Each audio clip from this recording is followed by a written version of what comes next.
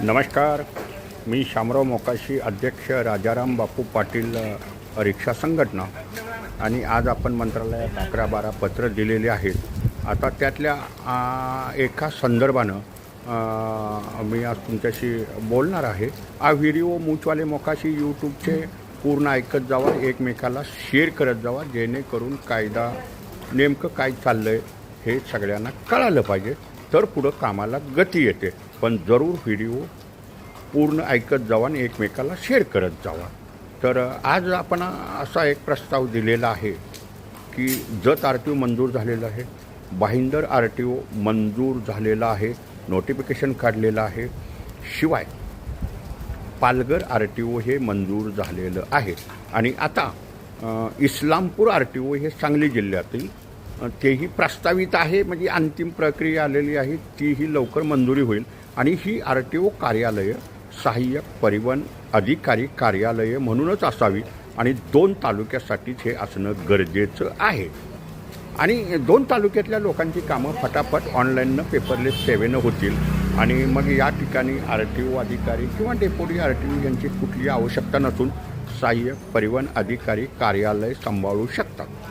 शिवाय प्रत्येक RTOच्या ठिकाणी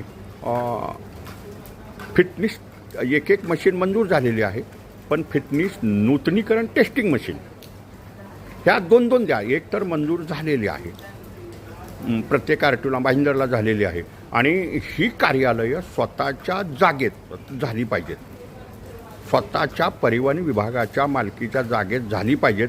नाहीतर हे अधिकारी काय करतात, मग कुठली जरी कारण 2 वर्षाच्यात हे कार्यालय चालू होणं हे बी बंधनकारक असतं. पण मग हे अधिकारी शेवटाला काय करतात, मग कुठली महापालिकेची जागा किंवा सरकारची जागा बघतात. आता दहिसरचं कसं आहे, ते राहिलं की पुन्हा तसंच राहून जातं. मग हे काय आहे, ते तसंच RTO कार्यालय बी चालतं, सावळा गोंधळ चालतो. तर ही स्वतःच्या मालकीच्या जागेत झाली पाहिजेत. आणि पालघर जिल्हाधिकाऱ्यांनी 3 एकर जागा ठेवावी आणि ठाणे जिल्हाधिकाऱ्यांनी 3 एकर भाईंदरसाठी जागा द्यावी. आणि सांगली जिल्हाधिकाऱ्यांनी जत RTOसाठी 3 एकर जागा आणि इस्लामपूर RTOसाठी 3 एकर जागा ही तात्काळ द्याव्यात, की जेणेकरून तिथं त्या कार्यालयांचे बांधकाम होतील. उत्कृष्ट पद्धतीनं ट्रॅक बनवले जातील, पासिंग टेस्टिंग ट्रॅक. आणि शिवाय 2 मशिनीही तिथं ह्या टेस्टिंग मशीन होतील, म्हणजे ज्यांना कोणाला टेस्टिंग मशीननं पासिंग करायचं असेल ते करतील. आणि ही CRS योजनेअंतर्गत कार्यालयं बनवलीच पाहिजेत, तर ही कार्यालयं वेळेत चांगली पटकन कामं